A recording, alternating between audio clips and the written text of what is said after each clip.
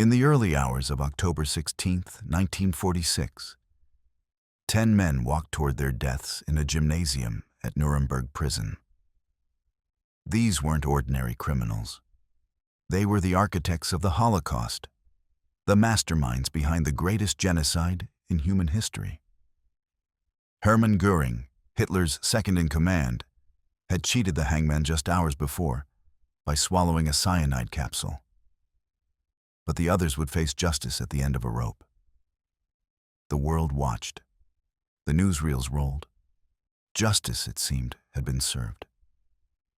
But then something strange happened. Something that most history books gloss over or ignore entirely.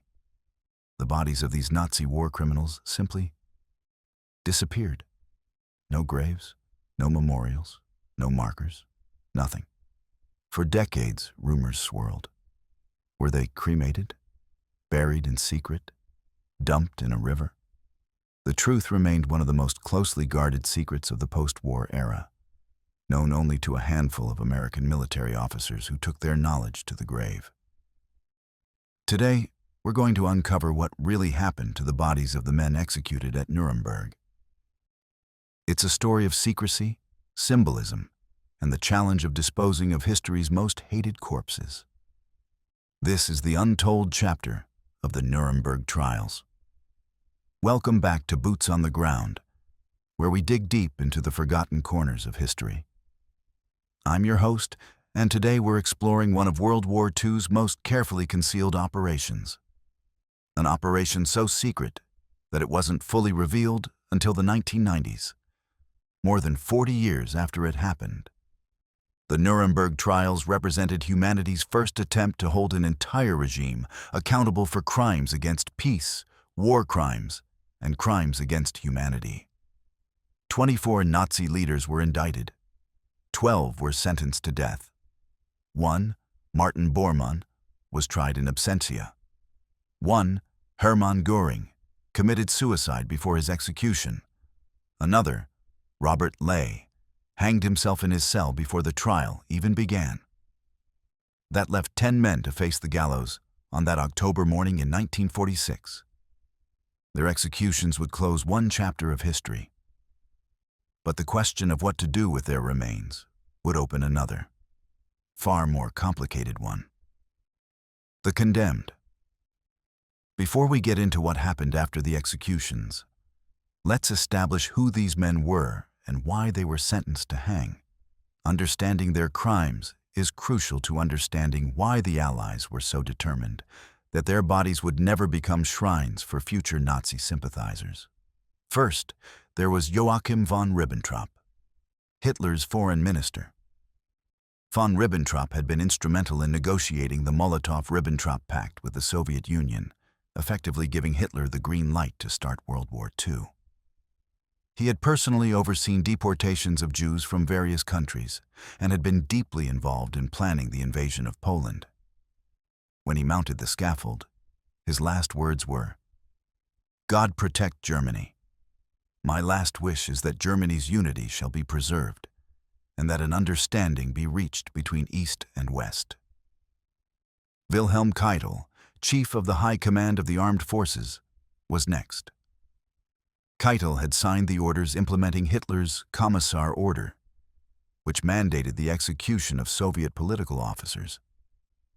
He had also signed orders authorizing the killing of civilians in occupied territories. He was, in many ways, the military face of Nazi brutality. At his execution, he declared, "I call on the Almighty God to have mercy on the German people." More than 2 million German soldiers went to their death for the fatherland. I follow now my sons, all for Germany. Ernst Kaltenbrunner, head of the Reich Security Main Office and one of the highest-ranking SS officers to survive the war, was responsible for overseeing the Gestapo, the SD intelligence service, and the concentration camps. He had direct knowledge of and involvement in the Holocaust. Evidence presented at trial showed he had personally toured Mauthausen concentration camp and witnessed executions. His last words were simply, "Germany, good luck." Alfred Rosenberg, the chief ideologist of the Nazi Party and Reich Minister for the occupied Eastern Territories, had provided the intellectual justification for Nazi racial theories and the extermination of the Jews. His book, The Myth of the 20th Century, had been second only to Mein Kampf in its influence on Nazi ideology. He went to his death in silence, refusing to make a final statement. Hans Frank, the Governor-General of occupied Poland, had presided over a reign of terror that resulted in the deaths of millions. He had overseen the ghettoization and eventual deportation of Polish Jews to extermination camps. In a strange turn, Frank had converted to Catholicism in prison and expressed remorse for his crimes. His last words reflected this transformation. "I am thankful for the kind treatment during my captivity, and I ask God to accept me with mercy."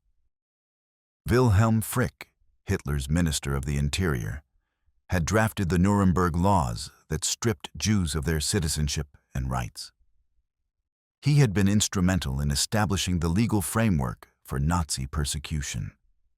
He too went to his death silently, making no final statement. Julius Streicher, the publisher of the viciously anti-Semitic newspaper Der Stürmer, was perhaps the most openly unrepentant of the condemned. His newspaper had published cartoons and articles that dehumanized Jews and called for their extermination. Even in the courtroom, he had been defiant and contemptuous. His last words were a shout. "Heil Hitler! This is my Purim festival 1946. I am now going to God. The Bolsheviks will hang you one day." Fritz Sauckel, the General Plenipotentiary for Labor Deployment, had been responsible for the forced labor program that enslaved millions of people from occupied territories. Under his direction, approximately 5 million workers had been forcibly deported to Germany to work in factories and farms, often in brutal conditions. His last words were, "I die innocent. The sentence is wrong. God protect Germany and make Germany great again. Long live Germany. God protect my family." Alfred Jodl, Chief of Operations Staff of the Armed Forces High Command, had signed numerous criminal orders during the war, including the infamous Commando Order that mandated the execution of Allied special forces, even if they were in uniform. His last words were, "I salute you, my Germany." Finally, there was Arthur Seyss-Inquart, the Reich Commissioner for the occupied Netherlands. He had overseen brutal repression in the Netherlands, including mass executions of resistance fighters and the deportation of Dutch Jews. His last words were, "I hope that this execution is the last act of the tragedy of the Second World War, and that the lesson taken from this world war will be that peace and understanding should exist between peoples. I believe in Germany." These were the 10 men who would hang at Nuremberg. Their crimes were beyond comprehension. Their victims numbered in the millions. And now, the Allies faced an unexpected problem: what to do with their bodies. The execution. The executions took place in the gymnasium of Nuremberg Prison, which had been converted into an execution chamber. 3 gallows had been constructed, and the hangings would be carried out by Master Sergeant John C. Woods, a controversial figure who had previously served as an army executioner. Woods was not a professional hangman in the traditional sense. Unlike British executioners who had refined hanging into a precise science designed to cause instant death through cervical fracture, Woods used a method that was far less efficient. The drops were too short, meaning that most of the condemned died not from broken necks, but from slow strangulation. This turned what should have been relatively quick executions into prolonged ordeals, with some of the men taking as long as 25 minutes to die. Whether this was intentional incompetence or simple lack of skill remains debated. Woods himself claimed that he deliberately botched the executions as revenge for Nazi atrocities. "I hanged those 10 Nazis," he reportedly said, "and I am proud of it. I wasn't nervous. A fellow can't afford to have nerves in this business. I want to put in a good word for the drop. It works." The reality was far grimmer. Witnesses reported that the condemned men struggled, their faces turning purple, their bodies twitching at the end of the ropes. It was not the clean, clinical justice that the Allies had hoped to demonstrate to the world. Each execution followed a similar procedure. The condemned man would be led into the gymnasium by military guards and American chaplains. They would mount the 13 steps to the gallows platform. Their hands were bound behind their backs. A black hood was placed over their head. The noose was positioned around their neck. They were given a final opportunity to speak. Then the trap door would drop. The executions began at 1:11 a.m. and continued through the early morning hours. Von Ribbentrop was first, followed by Keitel, Kaltenbrunner, Rosenberg, Frank, Frick, Streicher, Saukel, Jodl, and finally Cease Inquart, whose execution was completed at 2:57 a.m. After each hanging, the body was left suspended for approximately 15 minutes to ensure death. Then it was cut down and placed in a simple wooden coffin lined with mattress ticking. The coffins were sealed and placed in army trucks under heavy guard. And then began one of the most secret operations of the entire post-war period. This concern was not paranoid or far-fetched. In the chaos of post-war Germany, there were indeed Nazi holdouts, true believers who refused to accept that their 1,000-year Reich had lasted only 12 years. There were rumors of werewolf resistance units planning guerrilla campaigns against the occupiers. More concretely, there were millions of former Nazi party members, soldiers, and supporters who might be tempted to romanticize the past if given symbols to rally around. The order came from the highest levels. The bodies of the executed war criminals must disappear completely. No graves, no markers, no physical location that could become a shrine. They would be erased from the earth as thoroughly as they had tried to erase entire peoples from existence. But how do you make 10 bodies disappear in a way that ensures they can never be found? How do you dispose of the remains of the most infamous criminals in modern history?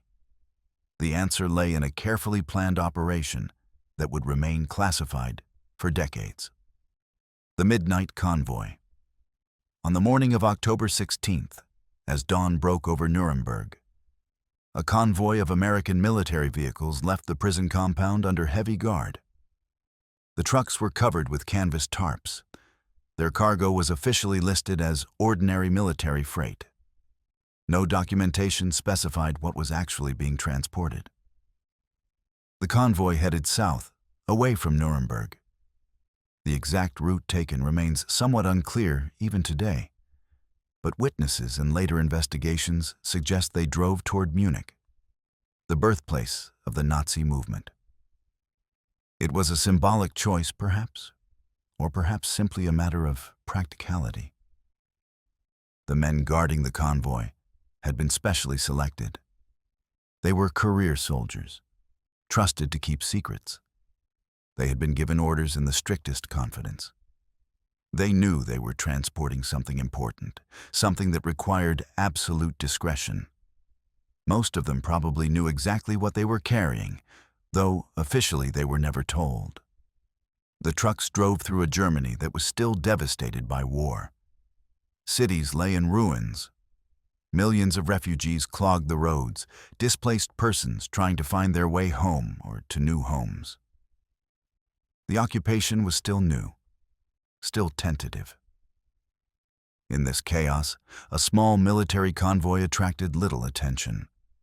After several hours of driving, the convoy arrived at its destination, a Munich crematorium. Again, the choice was both practical and symbolic. Munich, where Hitler had staged his failed beer hall putsch in 1923, where the Nazi Party had its headquarters, where the movement had been born, would now be the place where its leader's remains would be destroyed. The crematorium had been commandeered by American military authorities. The regular staff had been dismissed for the day. Only select American personnel were present for what was about to happen. The cremation. The coffins were unloaded from the trucks and brought into the crematorium building. Each coffin was opened for a final identification of the bodies. This was important. There could be no mistakes, no claims later that the wrong people had been executed or that the bodies had been switched. Photographs were taken of each corpse, though these photos would remain classified for decades. Official witnesses signed statements confirming the identity of each body. The paperwork was meticulous, even though it would be locked away in classified files. Then, one by one, the bodies were placed in the crematorium furnaces. The process of cremation takes several hours per body, even with industrial equipment. The furnaces burned throughout the day and into the night.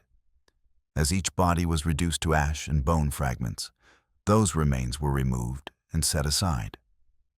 By the end of the cremation process, the 10 executed Nazi leaders had been reduced to approximately 200 pounds of ash and bone fragments. But the operation wasn't complete. Even these ashes couldn't be allowed to exist in a form that could be collected, enshrined, or turned into relics. The decision was made to scatter the ashes. But where? Germany was a small country, relatively speaking, and thoroughly occupied. Any specific location might be discovered, might become known. The ashes needed to disappear so completely that they could never be found, never be gathered, never be turned into objects of veneration. The final disposition. What happened next was so secret that it wasn't confirmed until the 1990s, when American military archives were finally opened and journalists were able to piece together the full story. The ashes and bone fragments were placed in containers and loaded back onto military vehicles. The convoy left Munich and drove to a location outside the city. According to the most credible accounts, based on later statements from participants and declassified documents, the convoy stopped at a small bridge over the Wensbach River, a tributary of the Isar River. In the dark of night, with only the trusted soldiers as witnesses, the containers were opened. The ashes of the 10 executed Nazi war criminals were dumped into the flowing water. The river carried them away, dispersing them, diluting them, making them part of the river system that eventually flowed into the Danube and, ultimately, into the Black Sea. It was a deliberate choice with profound symbolism. Rivers are dynamic, constantly flowing and changing. Nothing deposited in a river stays in one place. The ashes would be scattered across hundreds of miles, spread so thinly that they could never be collected or concentrated. The river would become their grave, and the river belonged to everyone and no one. Some accounts suggest that the ashes may have been scattered from an aircraft, spread over the countryside or into the sea. Others claim they were mixed with garbage and dumped in a landfill. Still others suggest they were divided and scattered at multiple locations. The truth is that even today, with access to declassified files, we cannot be completely certain of every detail. What we do know with certainty is that by October 17, 1946, less than 24 hours after the executions, the physical remains of the 10 Nazi war criminals had been completely dispersed. They had been transformed from corpses into molecules, from historical figures into anonymous particles scattered across the landscape. The cover-up and the conspiracy theories. For decades, the true fate of the bodies remained one of the best-kept secrets of the post-war era. The American military released only minimal information. Official statements simply said that the bodies had been disposed of and that no further information would be provided.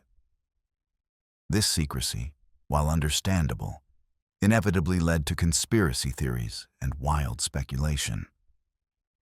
Some claimed the bodies had been buried in secret graves that only a select few knew about. Others suggested they had been turned over to the Soviets as war trophies. Still others claimed they had been preserved as evidence, stored in some classified warehouse like the Ark of the Covenant in Raiders of the Lost Ark. In the absence of official information, rumors flourished. Some people claimed to know the location of the secret graves. Maps were drawn, locations were marked. Would-be Nazi pilgrims made journeys to various sites in Germany, certain they had found the final resting place of the Nazi leadership. All were wrong. The conspiracy theories extended beyond simple questions about burial locations. Some right-wing extremists claimed that the executions had never happened at all, that the entire thing was Allied propaganda. Others suggested that some of the condemned had been switched with doubles and had escaped. These theories, while baseless, persisted for years. The American military maintained its silence. The few officers who knew the truth were under strict orders never to discuss it. Even their families were kept in the dark. When these men died, they took their secrets to their own graves, leaving behind only tantalizing hints and fragments of information. It wasn't until the 1990s, as the Cold War ended and archives began to be opened, that researchers and journalists were finally able to piece together the full story. Declassified documents, interviews with elderly veterans who had participated in the operation, and careful historical detective work gradually revealed the truth. The case of Hermann Göring. Before we continue with the broader story, we need to address the elephant in the room. Hermann Göring. Göring was supposed to be the first to hang. He was, after all, the most senior Nazi leader in Allied custody, Hitler's designated successor, the commander of the Luftwaffe, and one of the primary architects of the Nazi state. But Göring had no intention of giving the Allies the satisfaction of hanging him. On the night of October 15th, just hours before his scheduled execution, Göring swallowed a cyanide capsule that he had somehow managed to conceal throughout his imprisonment. How he obtained the poison and kept it hidden for so long remains a mystery that has never been fully solved. Some theories suggest it was smuggled to him by a sympathetic guard. Others claim he had hidden it in his personal effects and retrieved it at the last moment. Still others speculate that he had concealed it in his body from the very beginning of his captivity. The truth died with Göring. His suicide enraged the Allied authorities, who saw it as a final act of defiance, a way for Göring to control his own fate and deny them their justice. But from a practical standpoint, it created an additional complication. What to do with Göring's body? Göring's corpse was photographed extensively, perhaps even more than those of the executed men. The Allies wanted to document beyond any doubt that he was dead, that he hadn't somehow escaped.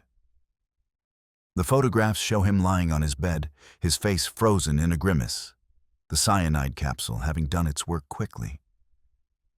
But then came the question of disposal. Göring hadn't been executed. He had committed suicide. Did that change how his remains should be handled? After some deliberation, the authorities decided to treat his body exactly the same as those of the executed men.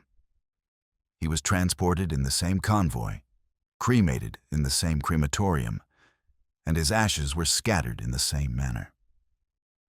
In death, if not in life, Göring was treated exactly like his subordinates. Perhaps that would have bothered him most of all. The symbolism of erasure. The decision to completely erase the physical remains of the Nazi leadership was more than just a practical security measure. It was a powerful symbolic statement about how the Allies intended to deal with the Nazi past. In many cultures, proper burial and the maintenance of graves are considered fundamental human rights and sacred obligations. Even executed criminals are typically buried in marked graves, their families allowed to mourn and remember them. The dead, no matter how despised, are granted a certain respect.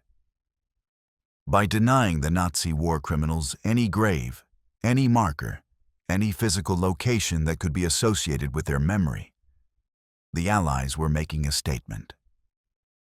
These men had forfeited their right to be remembered as human beings.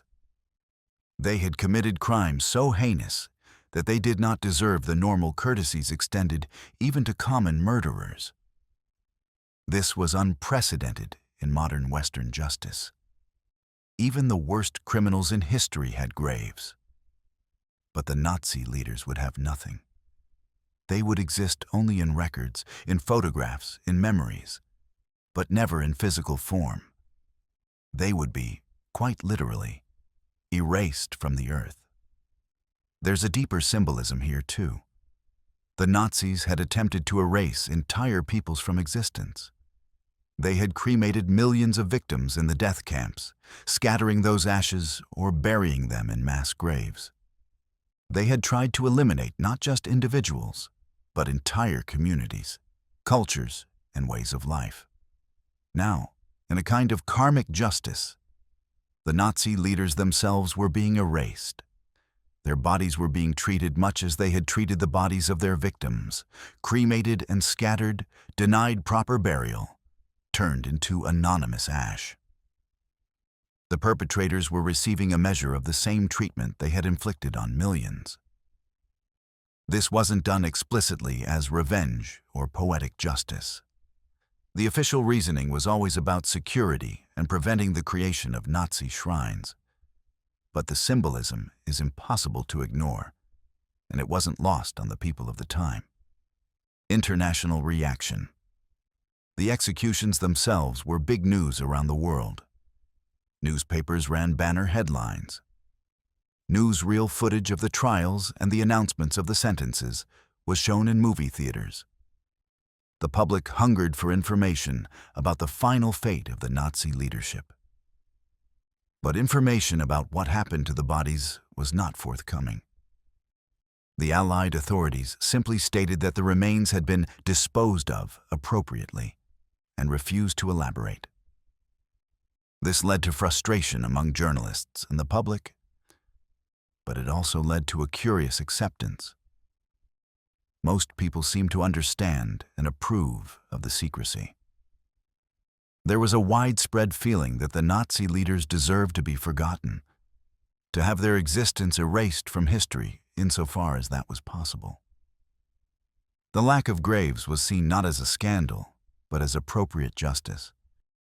Some religious leaders raised concerns about the denial of proper burial, arguing that even the worst sinners deserved the dignity of a grave. But these voices were few and were generally not sympathetic to their concerns. The crimes of the Nazi regime were too fresh, too horrific for most people to care about the burial rites of war criminals. In Germany itself, the reaction was more complex. The country was still in shock from defeat and the revelations about the Holocaust. Many Germans claimed ignorance of the camps and the atrocities. Others were focused simply on survival in the devastated post-war landscape. For those Germans who had supported the Nazi regime, the executions were a bitter pill. But even among former Nazis, there was little public outcry about the disposal of the bodies. Germany was occupied, defeated, and in no position to protest Allied decisions. And privately, many Germans wanted to forget the Nazi era and move on.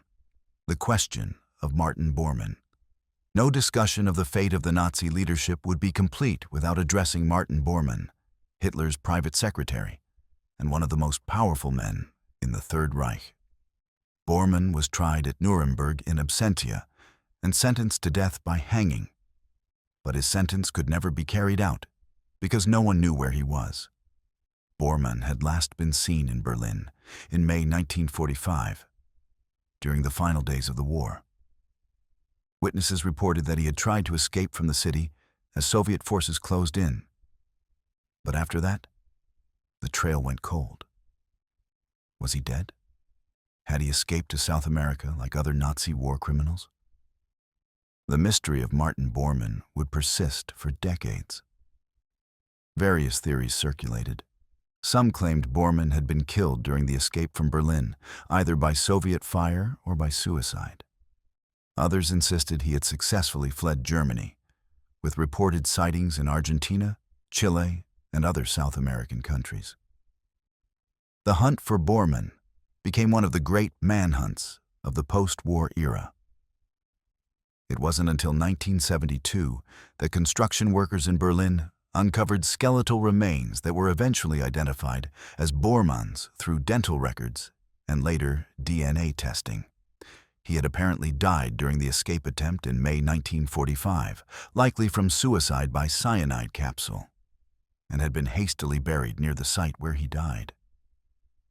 The discovery of Bormann's remains in Berlin created a new dilemma for German authorities.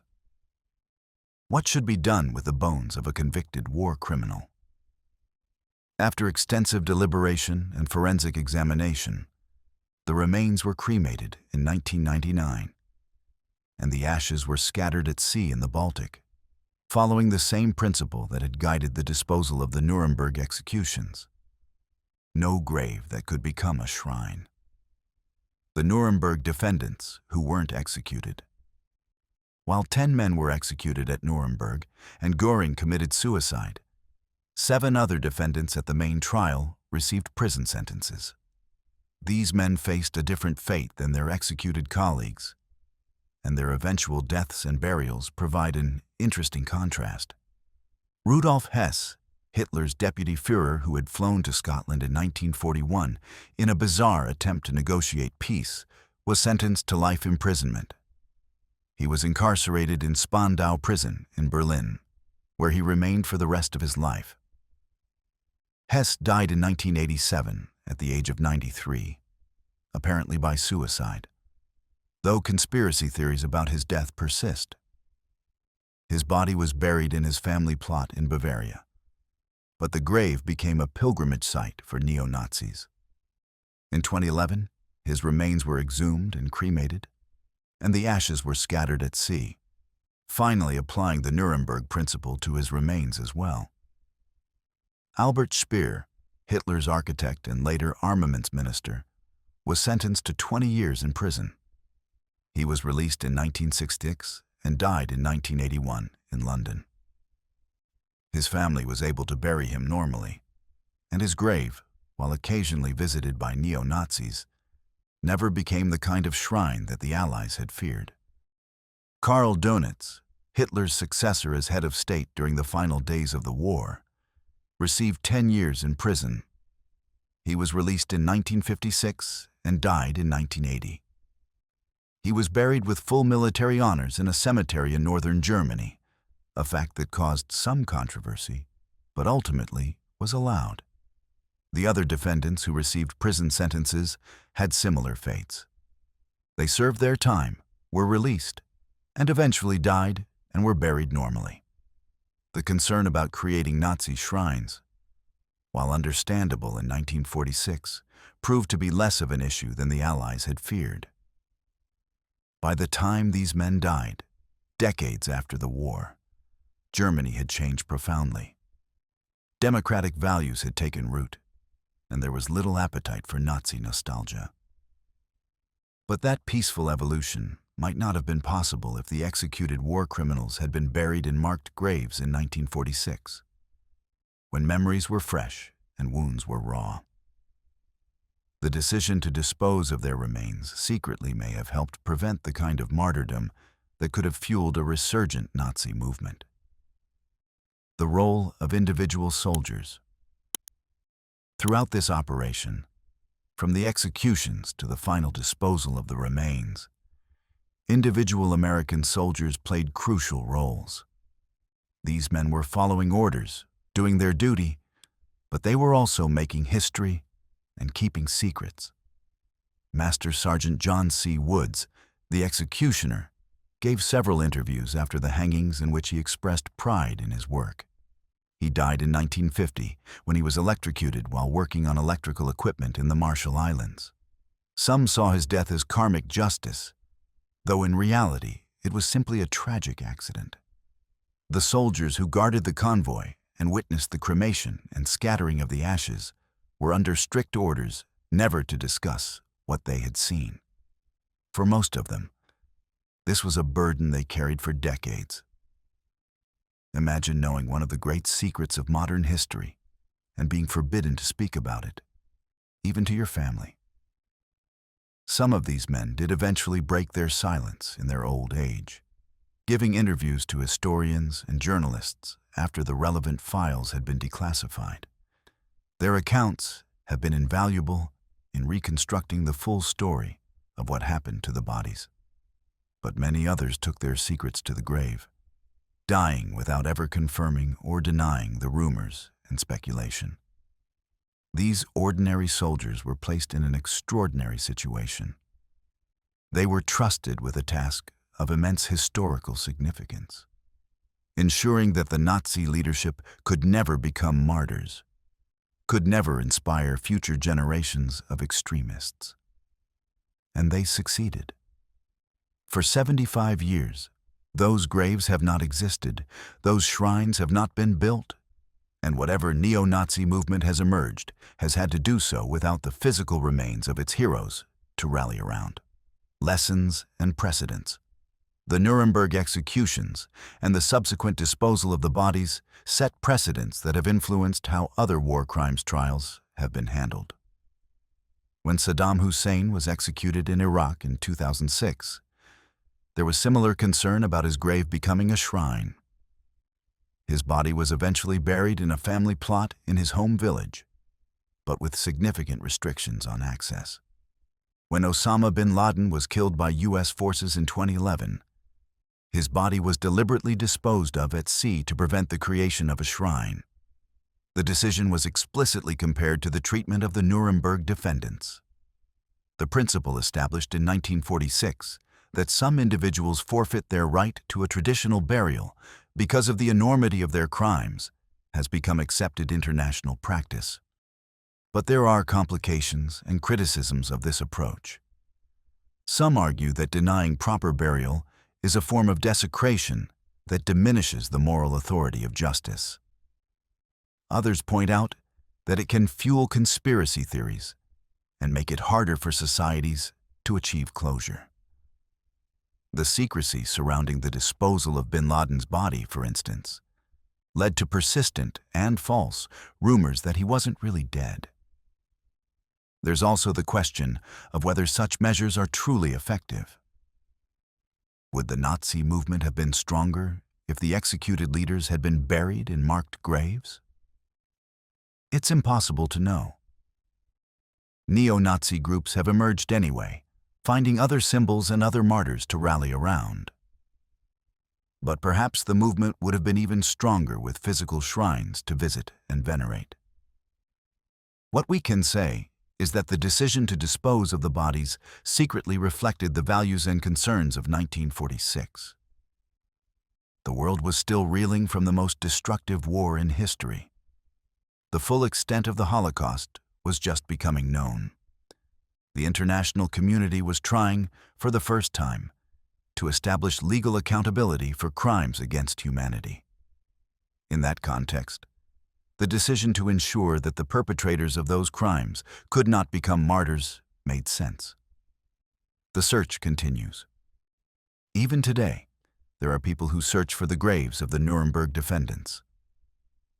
Neo-Nazi groups, historical researchers, and simply curious individuals continue to speculate about the exact location where the ashes were scattered. Every few years, a new theory emerges. A new location is proposed. These searchers will never find what they're looking for. The ashes were scattered too thoroughly, in too many places perhaps, or in a location too transient. Even if someone were to somehow locate the exact spot where the ashes entered the river, there would be nothing to find. The river has flowed on for 3/4 of a century. The molecules that once made up the bodies of these men have long since dispersed into the environment. In a way, this is a fitting end for men who tried to reshape the world according to their twisted ideology. They wanted to create a 1,000-year Reich, a new order that would last for centuries. Instead, they got 12 years of power, followed by trials, executions, and complete erasure from the physical world. Their ideology was defeated, their empire destroyed, and their very bodies scattered to the winds. The only monuments to these men are in museums and memorial sites, but not as heroes. They appear in exhibits about the Holocaust, about the trials, about war crimes and crimes against humanity. They are remembered not as martyrs, but as cautionary tales, examples of how far humanity can fall when it abandons ethics and embraces hatred. The broader context of Nazi burials. The question of what to do with the bodies of Nazi leaders extended beyond just the 10 men executed at Nuremberg. Throughout Germany and Austria, there were cemeteries with graves of Nazi officials, soldiers, and supporters. Should these graves be allowed to remain? Should they be maintained? Should they be destroyed? Different countries and different regions came up with different answers. In some places, Nazi graves were allowed to remain, but were not maintained or marked. In others, bodies were exhumed and moved to prevent the creation of shrines. In still others, graves were destroyed entirely. The issue became particularly contentious in Austria, where several high-ranking Nazis were buried in family plots. The grave of Baldur von Schirach, the Hitler youth leader, in Vienna occasionally attracted neo-Nazi gatherings until the family agreed to have it removed. Similar issues arose with other graves. In Germany, the graves of Nazi war criminals who died after serving prison sentences, like Speer and Dönitz, have been maintained by their families, but often become targets for protests or vandalism. The German government has had to walk a fine line between respecting burial rights and preventing the glorification of Nazi criminals. The most infamous case is probably that of Rudolf Hess. His grave in Bavaria became a major pilgrimage site for neo-Nazis from around the world, with annual marches and gatherings. This went on for decades, until 2011, when the church that owned the cemetery finally convinced the family to allow exhumation. The grave was destroyed, the remains cremated, and the ashes scattered at sea. The grave site was then given to another family, and a new, unmarked grave was placed there, making it impossible for neo-Nazis to continue their pilgrimages. These ongoing issues demonstrate that the concerns that motivated the secret disposal of the Nuremberg bodies in 1946 were not unfounded. Given the opportunity, some people do try to create shrines to Nazi criminals. The decision to prevent that from happening with the most senior Nazi leaders may have helped establish a principle that has continued to guide German and Austrian authorities in dealing with this difficult issue. Reflections on justice. The Nuremberg trials represented a revolutionary moment in international law. For the first time in history, individuals were held personally accountable for crimes committed in the name of a state. The concept of crimes against humanity was established as a legal principle. The defense of just following orders was rejected. A new framework for international justice was created. But the executions and the disposal of the bodies also raise profound questions about the nature of justice itself. Is it enough to try, convict, and execute criminals? Or does justice require something more, something symbolic? The decision to deny the Nazi leaders any grave, any marker, any physical presence in the world was, in many ways, an attempt to achieve a different kind of justice. It was justice not just for their specific crimes, but for their attempt to destroy entire peoples and cultures. They had tried to erase Jews, Roma, Poles, and others from existence. Now they themselves would be erased. This goes beyond legal justice into the realm of symbolic and moral justice. It's a statement that some crimes are so heinous that they warrant not just punishment, but erasure. It's an acknowledgement that justice sometimes requires not just retribution, but prevention of future harm, even symbolic harm. Critics might argue that this approach is vindictive, that it treats the dead with unnecessary cruelty, that it denies basic human dignity even to criminals. And there's merit to these concerns. We should always be careful about how far we go in dehumanizing even the worst among us, lest we ourselves become what we claim to oppose.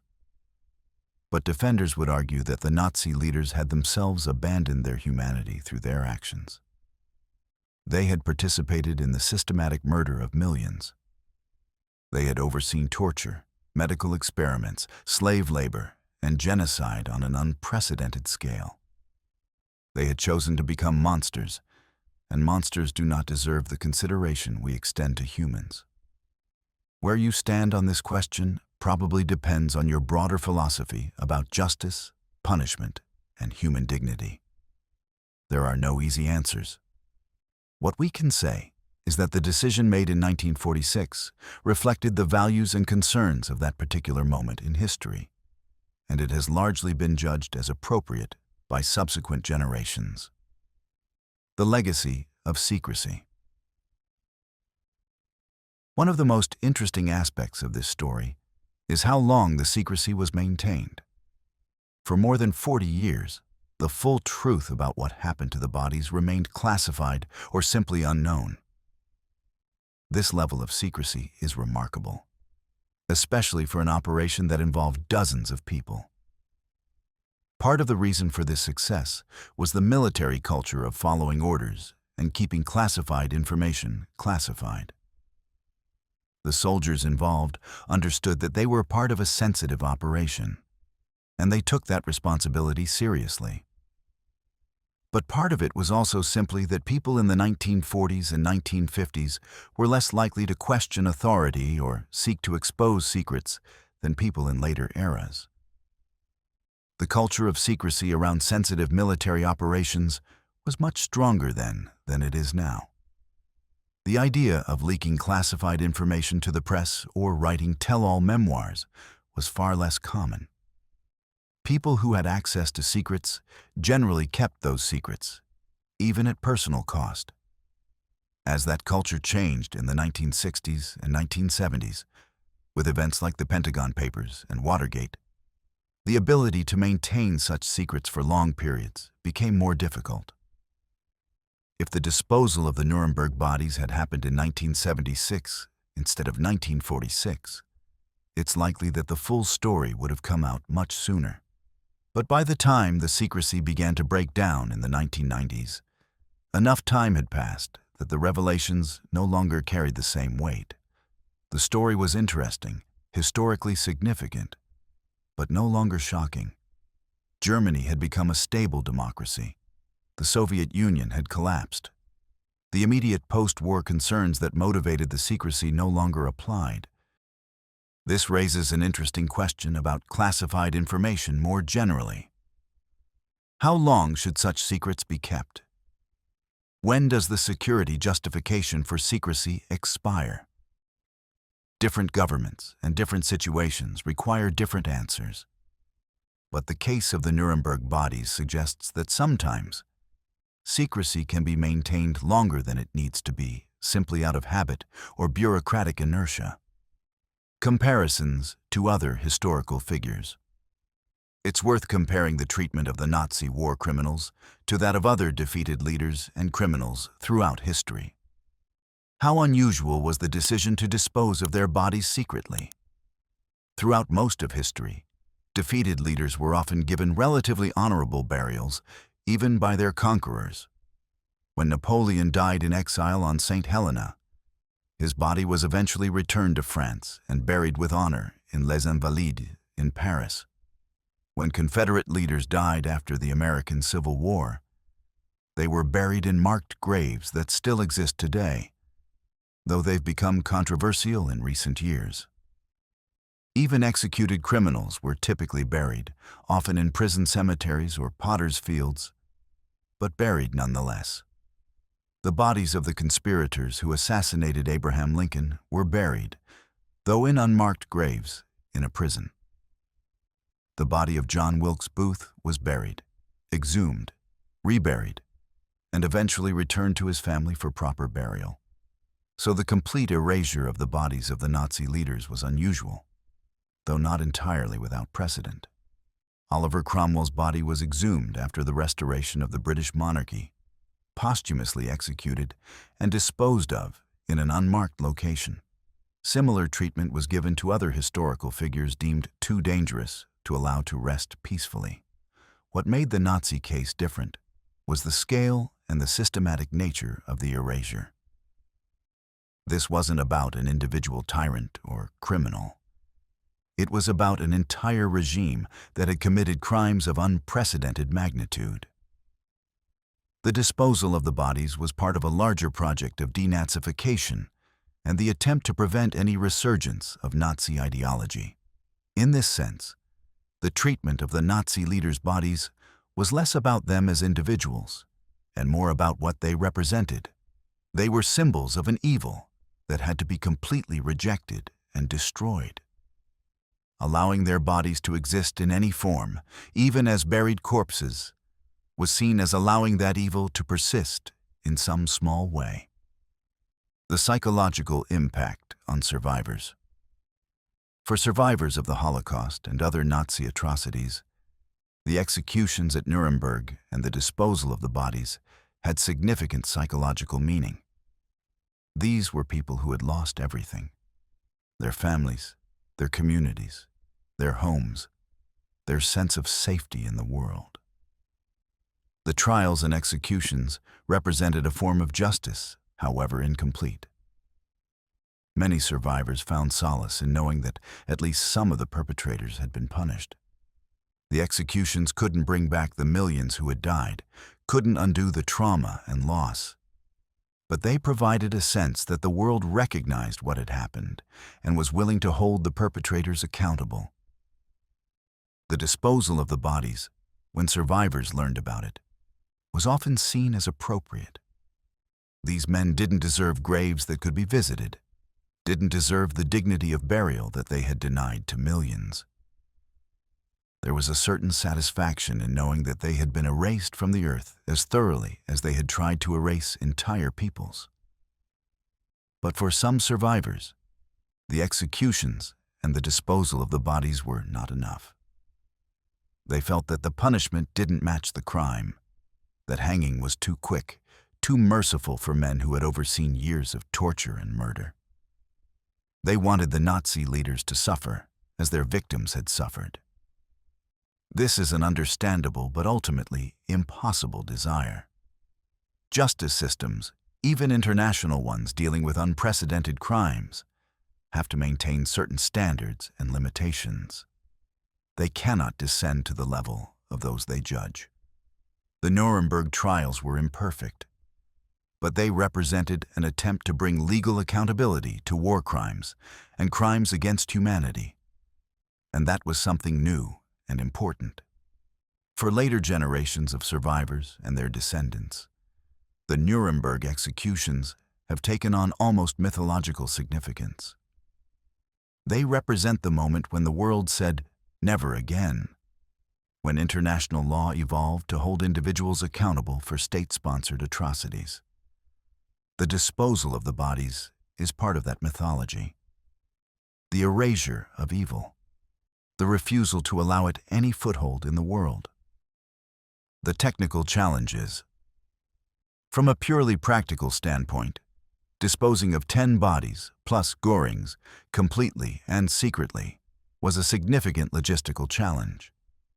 The operation required careful planning, reliable personnel, and attention to detail. Cremation itself is not a simple process.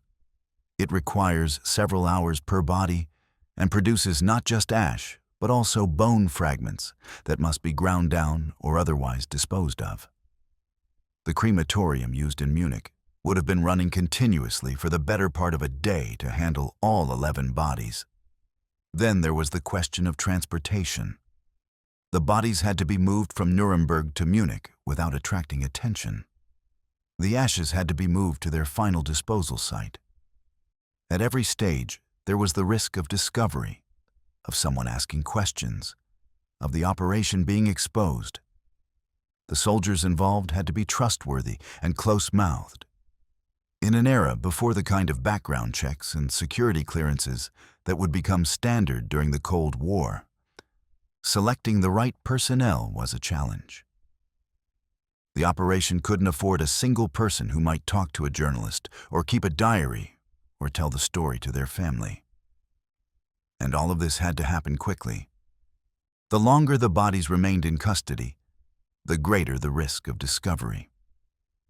The executions took place early in the morning of October 16th.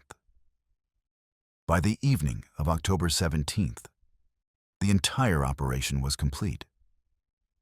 That's remarkably fast for such a complex and sensitive task. The success of the operation is a testament to careful planning and professional execution. It's also a reminder of how different the world was in 1946.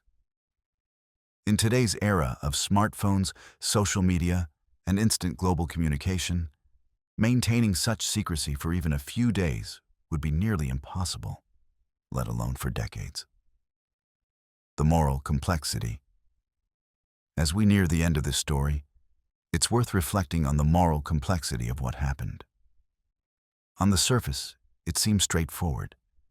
Evil men were tried, convicted, executed, and their bodies disposed of to prevent them from becoming martyrs. Justice was served. But dig deeper, and the questions multiply. Was it right to deny these men burial? Even if they committed horrible crimes, weren't they still human beings entitled to certain basic dignities? Did the secret disposal of their bodies set a dangerous precedent about how states can treat the bodies of their enemies? On the other hand, what obligation did the Allies have to these men? They had been given fair trials, allowed to present defenses, granted appeals.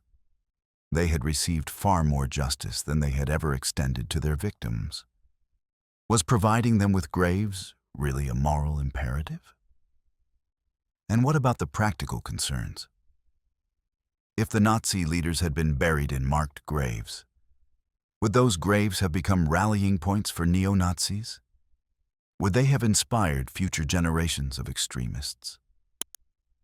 We can never know for certain, but the concern was real and based on historical precedent. There's also the question of whether the disposal of the bodies was actually just, or whether it was revenge dressed up as security. Did the Allies cross a line? Did they allow their justified anger at Nazi atrocities to push them into actions that were themselves problematic? These are not easy questions, and reasonable people can disagree about the answers. What's important is that we ask them. We shouldn't simply accept that because the Nazis were evil, anything done to them was automatically justified. That way lies moral relativism and the abandonment of principles. At the same time, we need to recognize that the people making these decisions in 1946 were dealing with an unprecedented situation. They were trying to create a new framework for international justice, while also managing the occupation of a defeated but not destroyed fascist state. They had to balance justice with security, principle with pragmatism. In that context, the decision to dispose of the bodies secretly, while perhaps not perfect, seems defensible. It was an attempt to prevent future harm while also sending a message about the consequences of crimes against humanity. Whether it was the right decision is something each of us must judge for ourselves. The forgotten details. As with any historical event, there are many small details about the Nuremberg executions and the disposal of the bodies that have been forgotten or overlooked. These details don't change the big picture, but they add texture and humanity to the story. For instance, the chaplains who accompanied the condemned men to the gallows had to wrestle with their own consciences about their role in the executions. Some of them had served as chaplains during the war, ministering to soldiers in combat. Now they were ministering to war criminals about to be executed. How did they reconcile these roles? The interpreters at the trials and during the final hours also faced unique challenges. They had to translate the last words of the condemned men, words that were often defiant, sometimes remorseful, occasionally disturbing. They had to maintain professional detachment while dealing with highly emotional situations.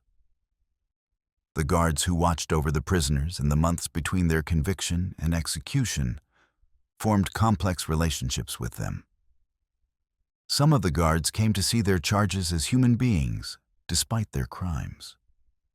Others maintained strict professional distance. All of them had to deal with the knowledge that the men they were guarding would soon die. And then there were the practical details that nobody thinks about. Someone had to arrange for the coffins. Someone had to coordinate with the crematorium. Someone had to plan the route for the convoy. Someone had to write the orders and file the reports. Military bureaucracy continued even in the midst of this historic operation. These forgotten details remind us that history is made by individuals, not just by grand forces and abstract principles. Every major event is composed of thousands of small decisions and actions by real people trying to do their jobs and figure out the right thing to do. Lessons for today. What lessons can we draw from this story for our own time? The world of 2025 is very different from the world of 1946, but some of the fundamental issues remain relevant. First, there's the question of how we deal with defeated enemies and convicted criminals. In an age of terrorism and insurgency, when some criminals become martyrs to their followers, the problem of preventing the creation of shrines and symbols remains relevant. The decision to bury Osama bin Laden at sea was directly influenced by the precedent set at Nuremberg. Second, there's the issue of international justice. The Nuremberg trials established principles that continue to guide institutions like the International Criminal Court. The idea that individuals can be held accountable for crimes against humanity, that state sovereignty is not an absolute defense for atrocities, that following orders is not an excuse for participating in genocide. These principles were established at Nuremberg and remain crucial today. Third, there's the challenge of balancing transparency with security. The secrecy surrounding the disposal of the bodies was maintained for decades, long past the point where it served any real security purpose. This reminds us to regularly reassess whether classified information needs to remain classified or whether it's being kept secret out of habit rather than necessity. Fourth, there's the question of how we remember and memorialize difficult history. The decision to erase the physical remains of the Nazi leaders was part of a larger struggle over how Germany would remember the Nazi era. That struggle continues today, as societies around the world grapple with how to acknowledge difficult pasts without glorifying them. Finally, there's the reminder that justice is complex and imperfect. The Nuremberg trials were groundbreaking, but they were also flawed. They held some perpetrators accountable while others escaped. They established important principles, but couldn't undo the harm that had been done. They provided some measure of closure, but couldn't fully heal the wounds of war and genocide. The enduring mystery. Despite all the research, all the declassified documents, all the interviews with participants, some mysteries about the disposal of the bodies remain. We know the broad outlines of what happened, but some specific details are lost to history. We don't know exactly who made the final decision about how to dispose of the remains. Was it General Lucius Clay, The military governor of the American occupation zone? Was it someone higher up in Washington? Was it a committee decision? The paperwork either doesn't exist or remains classified. We don't know the exact location where the ashes were scattered. Was it really the Wensbach River? Or was that a cover story, with the actual disposal happening somewhere else? Different accounts give different locations, and without definitive documentation, we can't be certain. We don't know whether all the remains were disposed of together or whether they were divided and scattered in multiple locations. Some accounts suggest the ashes were spread across several sites to make recovery impossible. Others indicate a single disposal location. We don't know whether any physical evidence was retained. It's possible that small samples of the ashes were preserved for future identification purposes, though there's no evidence to support this theory. It's also possible that items like hair or teeth were kept, though again, there's no proof. These lingering mysteries add to the story's fascination. They remind us that history is never completely knowable, that there are always gaps in the record, always questions that can't be definitively answered. And perhaps that's appropriate for a story about erasure and disappearance. The human element. Throughout this narrative, we focused primarily on the mechanics of what happened. The executions, the cremation, the disposal of the ashes. But behind all of these events were human beings making difficult decisions and carrying heavy burdens. Think about the American officers who planned this operation. They were dealing with an unprecedented situation, trying to balance multiple competing concerns: justice, security, symbolism, practicality. They had to make decisions that would affect history, knowing that those decisions would be scrutinized and judged by future generations. Think about the soldiers who carried out the operation. They were mostly young men, many of whom had fought in the war and seen its horrors firsthand. Now they were handling the bodies of the men who had caused those horrors. What did they think and feel as they went about their grim task? Think about the chaplains who had to minister to men about to be executed for monstrous crimes. How did they find the compassion to offer spiritual comfort to war criminals? How did they maintain their faith in humanity after hearing confessions and last words from such men? Think even about the executed men themselves. Yes, they were criminals who deserved punishment. But they were also human beings facing their own deaths. Some showed courage, others showed fear. Some expressed remorse, others remained defiant. In their final moments, they were no longer the powerful figures they had been during the war, but simply men about to die. Acknowledging the human element doesn't mean sympathizing with the Nazi leaders or questioning their guilt. It means recognizing that even stories about great evil and righteous justice are ultimately stories about human beings with all their complexity, contradictions, and capacity for both cruelty and compassion. Conclusion. So what happened to the bodies of the Nazi war criminals executed at Nuremberg in October 1946? They were cremated and their ashes were scattered, likely in a river that carried them away to dissolve into the landscape. No graves, no markers, no physical presence remains. They were erased from the earth as thoroughly as possible. This wasn't just about disposing of bodies. It was about preventing martyrdom, about denying any foothold to Nazi ideology, about sending a message that some crimes are so heinous that they warrant not just punishment, but erasure. It was about justice, both legal and symbolic. The operation was successful beyond anyone's expectations. For more than 40 years, the secret was kept. Even when the truth eventually emerged, it no longer mattered in the way it might have in 1946. Germany had become a stable democracy. The immediate threat of a Nazi resurgence had passed. The physical remains of the Nazi leaders had long since dispersed into the environment. Today, if you visit Nuremberg, you can tour the courtroom where the trials took place. You can see the prison where the defendants were held. But you cannot visit the graves of the executed men because those graves do not exist. You cannot pay your respects or leave flowers or engage in any of the rituals we normally associate with death and burial. This absence is itself a form of memorial. It's a reminder that some evils are so great that they must be completely rejected and removed from the world. It's a statement that the victims of Nazi atrocities deserved memorials, but their killers did not.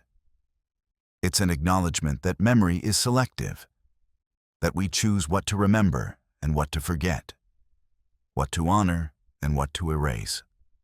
The story of what happened to the bodies of the Nuremberg defendants is ultimately a story about justice, memory, and how societies deal with their darkest moments. It's about the difficult decisions that had to be made in the immediate aftermath of the most devastating war in human history. And it's about the long-term consequences of those decisions. Consequences that continue to shape how we think about international justice and accountability today. The Nazi leaders who were executed at Nuremberg wanted to be remembered. They wanted their names to echo through history, their deeds to be celebrated, their ideology to live on. Instead, their bodies were reduced to ash and scattered to the winds. Their names are remembered, but only as cautionary tales. Their deeds are studied, but only as examples of human evil. Their ideology is discussed, but only to be refuted and rejected. In the end, perhaps this is the most fitting justice of all. Not just punishment for their crimes, but erasure of their presence. Not just accountability for their actions, but rejection of their legacy. Not just execution, but obliteration. The ashes of the Nazi war criminals are gone, dispersed across the German landscape or carried out to sea. But the memory of their crimes remains, and the principles established at Nuremberg, that individuals can be held accountable for crimes against humanity, that following orders is not a defense for atrocities, that state sovereignty does not protect war criminals. These principles endure. This is the legacy of Nuremberg, not the disposal of bodies, but the establishment of justice, not the erasure of criminals, but the affirmation of human rights, not the end of evil, but the commitment to oppose it wherever and whenever it appears. Closing. The story of the Nuremberg executions and what happened to the bodies is one that deserves to be told and remembered. It's a story about justice and vengeance, about symbolism and practicality, about memory and erasure. It's a story that reveals something profound about how we deal with evil and how we try to prevent its recurrence.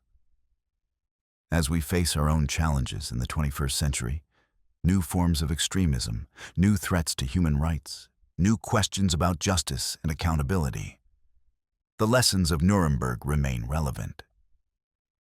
How do we hold perpetrators accountable? How do we prevent the glorification of evil? How do we balance the rights of criminals with the needs of society? How do we ensure that history's darkest chapters are remembered without being celebrated? These are not easy questions, and they don't have simple answers.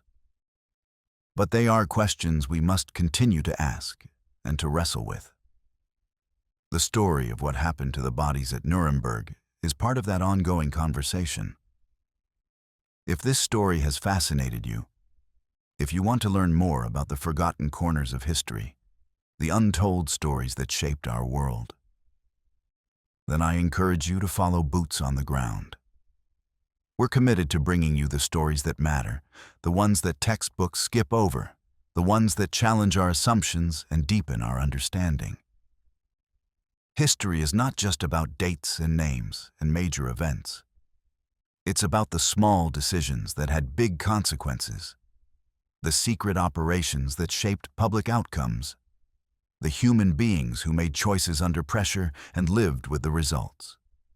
It's about understanding not just what happened, but why it happened and what it means for us today. Follow Boots on the Ground, and for more stories like this one, subscribe, share, and join the conversation. Because history matters. And the more we understand about where we've been, the better equipped we are to navigate where we're going. Thank you for watching, and remember, the past is never really past. It's always with us, shaping our present and influencing our future. The question is whether we'll learn from it. This has been Boots on the Ground. Follow us, and we'll see you in the next one.